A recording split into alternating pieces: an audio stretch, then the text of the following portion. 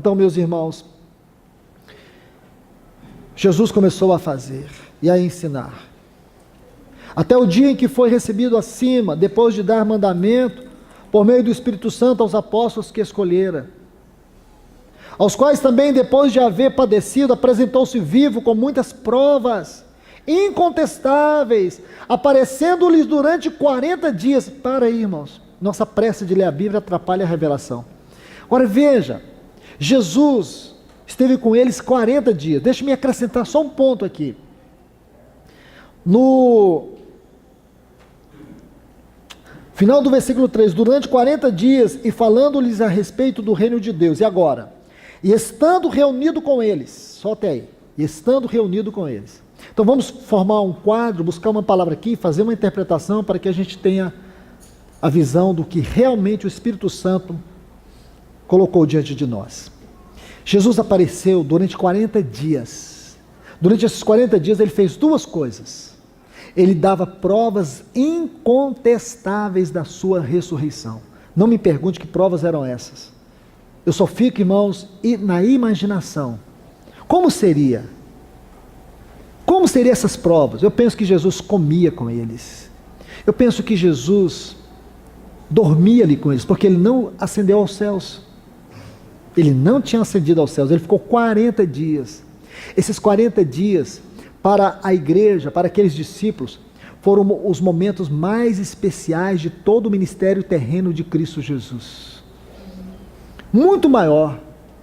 Aquilo foi extremamente significativo para eles.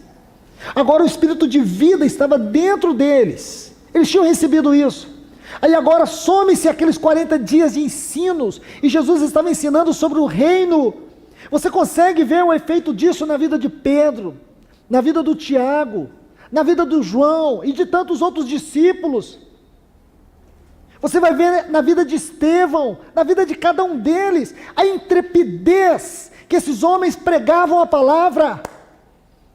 Irmãos, isso é muito claro no livro de Atos. Se você ler Atos dos Apóstolos, não precisa ir longe não, até o capítulo 4, você vai ver o quanto se dá ênfase na intrepidez com que os apóstolos pregavam a palavra. Aí você vai me dizer assim, irmão, eles aprenderam com o mestre, mas eles tinham aprendido antes, 3 anos e 6 meses, estavam todos acovardados, com medo e incrédulos. A diferença foram esses 40 dias e o espírito de vida que habitou eles. Essa vida que agora iria guiá-los em toda a verdade. Tudo que Jesus falou acerca do Paracleto, do Espírito Santo, em João 14, João 15 e João 16, eles já estavam experimentando naquela hora. De forma que tudo que Jesus falava fazia sentido para eles. E é naqueles 40 dias. Agora, por favor, essa palavra reunido no versículo 4, é uma palavra grega que ela ocorre somente uma única vez em todo o Novo Testamento. É sunalizo. Ela é formada por uma preposição muito importante. Sabe qual é a ideia que dá? É de uma união íntima. É como se a gente falasse assim, um jantar à luz de velas, intimidade. Irmãos, o que eu posso traduzir dessa palavra é que nesses 40 dias, o nosso Senhor teve uma experiência de profunda intimidade com aqueles discípulos.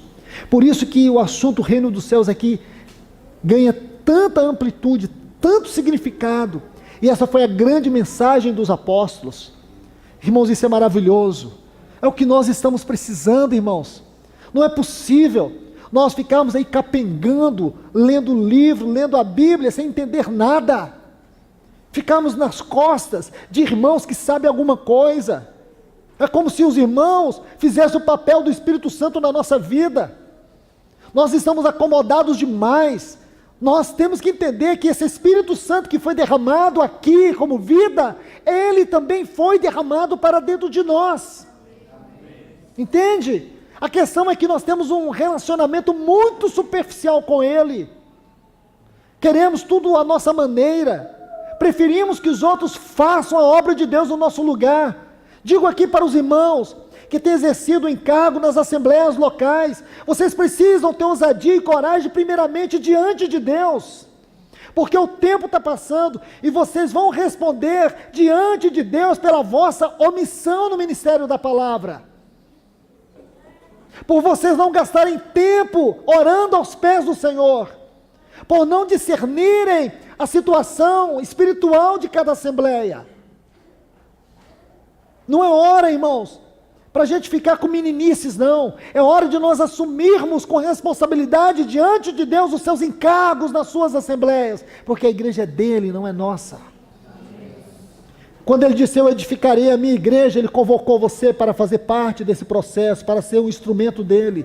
Ele que concedeu uns para apóstolos, mestres e profetas, pastores, para esta obra. E nós estamos fazendo o que, irmãos? Então veja, isso é muito sério, espírito de vida. E aqui, em Atos 2, nós vemos a grande manifestação do espírito de poder. Atos 2 diz assim, quando chegou o dia de Pentecostes, estavam todos reunidos no mesmo lugar. Versículo 4, todos foram cheios do Espírito Santo. Ok. Agora, irmãos, preciso adicionar um outro texto aqui. Volte comigo para o capítulo 1 de Atos. Diz assim, mas recebereis poder quando descer sobre vós o Espírito Santo, e sereis minhas testemunhas. Então você vê que o versículo 8 se cumpriu no capítulo 2, versículo 1. E recebereis poder ao descer sobre vós o Espírito Santo. Então o Espírito Santo desceu no capítulo 2, recebereis poder. Isso é muito rico, isso é muito importante, porque agora os dois fundamentos estão ali. E a partir de Atos 2, comecem a estudar, irmãos. Vocês vão ver esses dois fundamentos por toda parte deste livro. Vida e poder. A vida governando. Quando eles agiram fora da vida, não teve um fluir. Muitas vezes nós não percebemos a falta de fluir no nosso meio. Aí a gente usa substitutos. Ou então a gente persiste no erro. Escute, irmãos, vamos perceber, quando não há um fluir do Espírito de Deus na nossa vida, é porque não há um fluir do Espírito Santo no nosso meio, é porque a vida não está conduzindo as coisas. Pare os instrumentos, desligue tudo, aquietemos aos pés do Senhor. E se há pessoas maduras entre nós, o Senhor vai trazer direção do que fazer.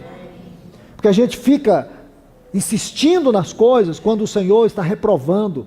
Deus está dizendo não e a gente está insistindo com o nosso sim. A igreja é do Senhor. Nós precisamos reconhecer a autoridade do Espírito Santo sobre todas as coisas. A vida governando. Lembre-se, quando aqui em Atos 1, eles entenderam que deveriam escolher um irmão para ocupar o lugar de Judas. Aí o que eles fizeram? Separaram dois irmãos, lançaram sorte. A sorte caiu sobre Matias. Separaram Matias, nada contra o Matias, um irmão querido, precioso, mas não era daquela maneira, não era daquela maneira. Você pode encontrar de maneira implícita, citação dos 12 no livro de Atos, mas você não vai encontrar Matias. Não é que ele cometeu algum erro, Pedro cometeu erro. Aqueles que concordaram com ele, pegaram ali e lançaram sorte. Aí depois que fizeram tudo isso, caiu sobre Matias, aí eles foram orar. Olha onde é a oração. Já viu, irmãos? Aquele irmão que já tomou a decisão, já marcou a mudança, já fez tudo, aí disse assim, irmãos, vamos orar. Já tomou a decisão, já vendeu os móveis, já vai mudar. Ele disse, irmãos, vocês podiam orar comigo, porque eu estou pensando em mudar. Depois que tomou a decisão. Pensa. Isso aí, irmãos, é tratar as coisas espirituais de maneira banal. Foi o que Pedro fez. Aí escolheram Matias. Acharam que tinha feito tudo certo, mas lá na frente, Atos 13, o Espírito Santo vai colocar o seu selo. Havia na igreja de Antioquia profetas e mestres, aí cita o nome de cada um deles.